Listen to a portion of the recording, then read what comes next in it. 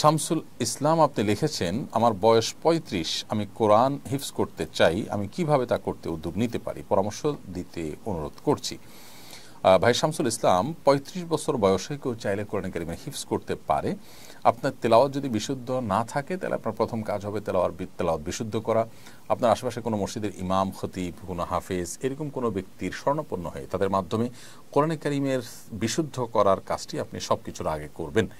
এর পাশাপাশি আপনি যদি সুযোগ পান তাহলে সেক্ষেত্রে আপনার দায়িত্ব হবে হেফজ শুরু করে দেওয়া।